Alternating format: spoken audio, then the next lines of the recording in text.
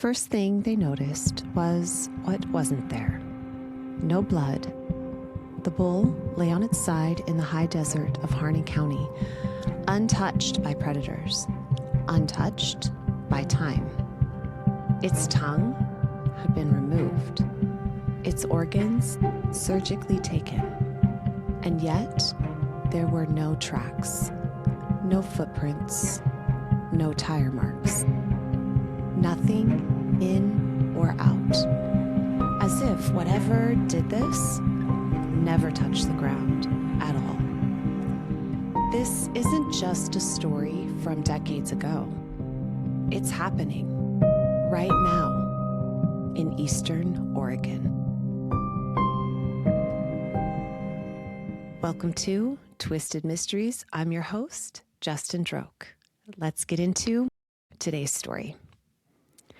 It's easy to dismiss a single case, one animal, one field, one strange explanation. But when it happens again and again and again, across decades, across states, with the same details every time, it stops feeling like coincidence.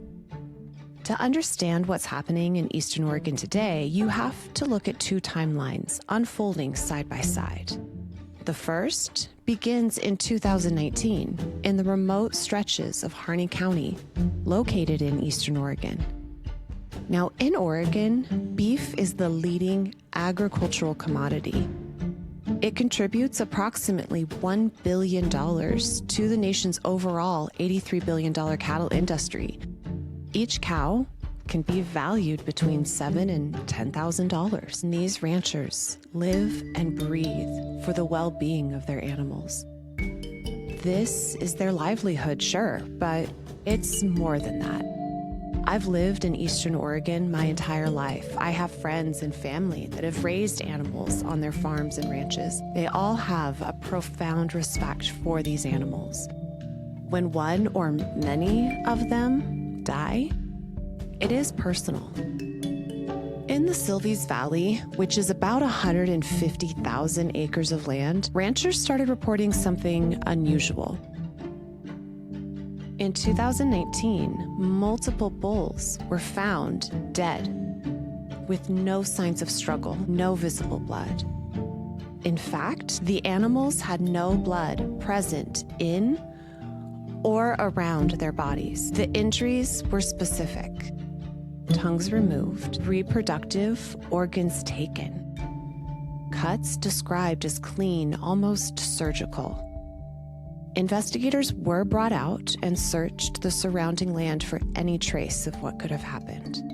They looked for tracks, tire marks, predator activity, anything that might explain it. But they found nothing. Each of these animals had been drained of blood. Researchers have tried to recreate the theories of predation or insect impact or just normal decay. But none of these experiments have resulted to what is being found by these ranchers. Imagine for just a second, draining the blood of an 1,800-pound animal, putting the contents into 5-gallon buckets, several 5-gallon buckets, removing body parts with precise surgical calculation, leaving the area hours away from civilization with no trace you have been there at all. The large animal didn't put forth a struggle. The ground around it is undisturbed. The second timeline goes back much farther, back to 1967 in Alamosa, where a horse named Snippy was found dead under similarly strange circumstances. Flesh had been removed from its entire head. There was no blood at the scene, no tracks nearby. At the time, it seemed like an isolated incident, but it wasn't. By the mid-1970s, reports like this had spread across the American West, from Colorado to New Mexico, Nebraska, and even Kansas. Thousands of animals were reported dead under nearly identical conditions. In both timelines, the pattern is unmistakable. Organs removed, cuts described as precise, blood completely absent. And maybe the most disturbing detail of all, there was no tracks. Not in the 1970s, and not now. Authorities responded in both eras. In the 1970s, the Federal Bureau of Investigation became aware of the growing number of reports. Meanwhile, the Bureau of Alcohol, Tobacco, Firearms, and Explosives, ATF, conducted a multi-state investigation. In 1979, they released the report, concluding that most cases could be explained by natural decomposition, scavengers, and environmental factors. Case closed, right? At least officially. But in modern-day Oregon, the conclusion isn't so clear. Local sheriffs have investigated. Veterinarians have examined the remains. Ranchers document what they're seeing. And still, there's no definitive answer, no clear explanation. So let's just address the elephant in the room for just a moment, because I know what some of you may be thinking in the quiet space of your mind. Aliens. If you're afraid to admit it, I'll put you at ease. You are not alone. The state of Oregon has reported more UFO sightings than any other state in the country. A citizen in a small rural town in eastern Oregon actually took a video of an unidentified object darting in a zigzag pattern across the sky. On the same night, others reported hearing strange mechanical noises, and on the same night, one of the cattle mutilations had taken place in the area. I will reiterate here, there is no confirmed evidence linking UFO activity to the cattle mutilation incidents, but the theory does continue to circulate among those searching for answers. If you take the most widely accepted explanation, which is scavengers, it makes sense at first, but then you look closer. Scavengers don't make clean surgical cuts. They leave tracks. They scatter the remains of the carcass. In the cases of the most recent cattle mutilations in eastern Oregon, the scavengers actually avoid a body entirely. Some biologists do claim that this may not be particularly strange, yet in case after case, animals are found exactly where they fell, largely untouched. So if it isn't natural, maybe it is human. Some theories have spread of satanic ritual practice. That would explain the precision and the repeated targeting of specific organs, but that raises a different set of questions. How does someone access remote land, perform precise removals, and leave without a single footprint or tire mark? Not once, but repeatedly over decades. The lack of evidence is the most compelling evidence that it is not just regular civilians performing rituals. To leave no trace and no evidence you were there, then it would have to be a highly skilled and resourceful group of humans to pull this off. This is where the timelines begin to overlap.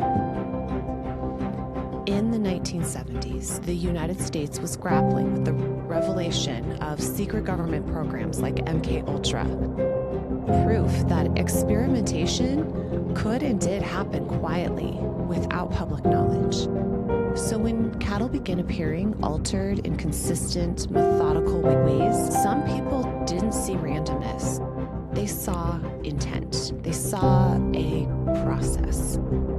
The theory that emerged suggested livestock might be used as biological indicators, testing for disease, monitoring environmental contamination, collecting tissue samples in a controlled and repeatable way.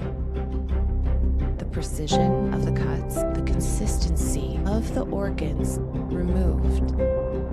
It could fit, but there's a critical problem with that. there's no confirmed evidence tying any government activity to these specific cases. Still, the theory hasn't gone away. And in modern Oregon, it's found new ground to stand on.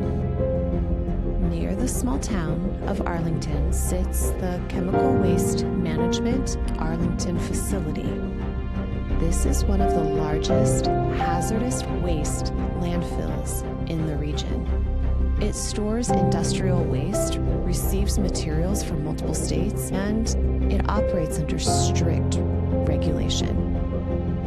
There is no verified connection between this facility and cattle mutilations, but when unexplained events happen in the same general region as something industrial and largely out of the public view, people do start asking questions. The area where these cattle mutilations are occurring is just south of Arlington and follows the watershed directly where the ranchers have made their discoveries.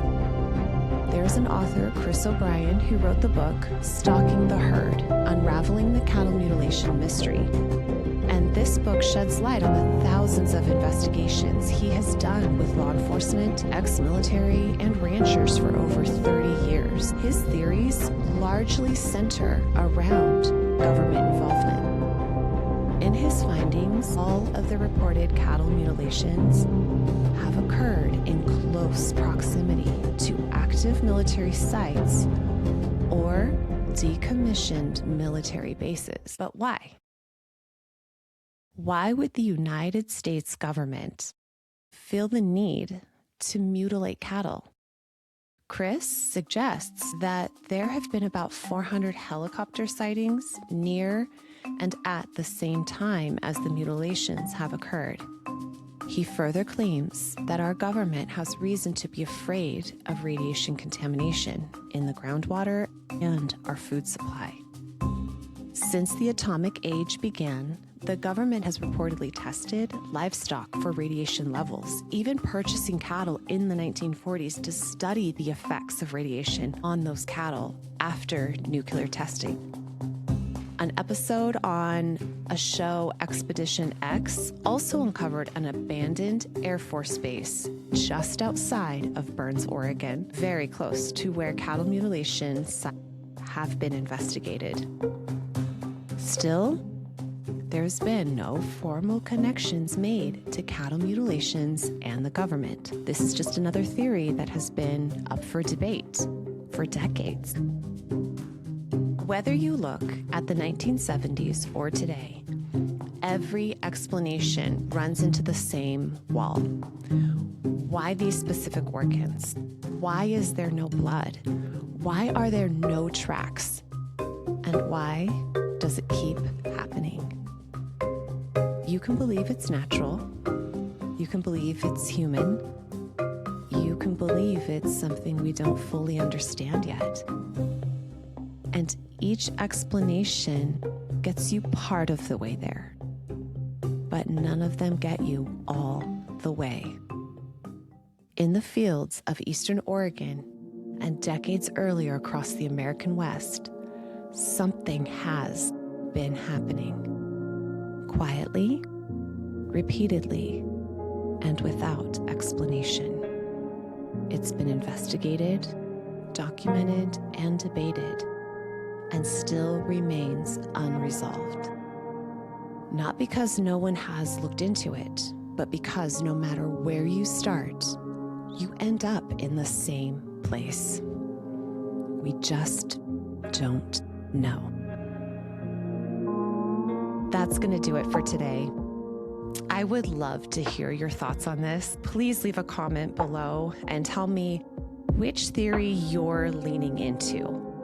I know that this impacts a lot of local residents, ranchers present in Eastern Oregon, and this has been a pretty hot topic for many years now. I know that there's actually a lot of ranchers that kind of keep this under wraps and probably have cattle mutilations on their own farms and ranches and just haven't said anything, haven't reported it. There has been evidence of wolves introduced into Harney County, but again, it doesn't quite explain the surgical preciseness of these animals. And usually predators like wolves wouldn't leave several carcasses completely untouched other than just specific organs. They would really devour a bigger portion of the meat. So I definitely lean a little bit farther away from natural predation and natural decomposition. I feel like I've been around animals long enough and predators long enough in my area to know that scavengers just doesn't quite cut it for me in this instance. I do see it more likely it could be maybe a government conspiracy.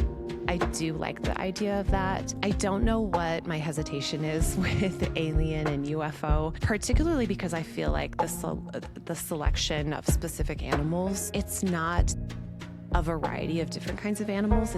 It's usually almost always exclusive to beef and cattle. I feel like that's a little bit strange too.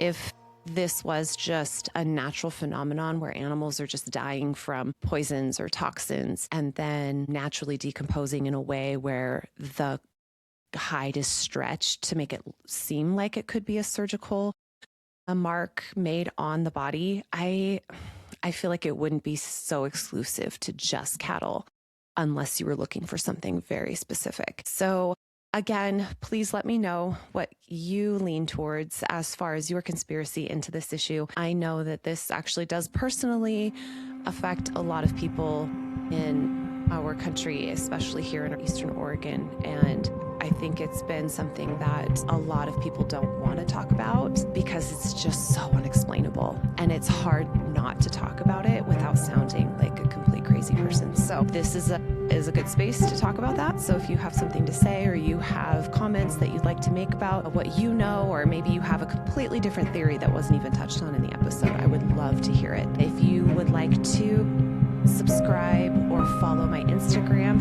you can get access to episode photos, video links. Check out my Instagram at Twisted Mysteries. That's at twisted.mysteries. Please hit the like or follow button anywhere that you're hearing this podcast. It really helps the algorithm find me and get me out more.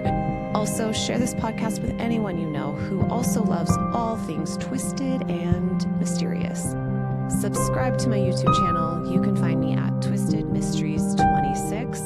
I would also like to mention that sometimes in my episodes, I may use pseudonyms to protect the people involved, and some of the events may have been embellished or dramatized for entertainment purposes. Case sources for today include opp.org, npr.org, New York Post, Wikipedia, orionmagazine.org, an episode from Expedition X, Stalking the Herd, Unraveling the Cattle Mutilation Mystery, written by Chris O'Brien, the Oregonian, and the History Channel, Hunting History, Unknown Force Behind Cattle Mutilations. There's also a documentary out titled Not One Drop of Blood.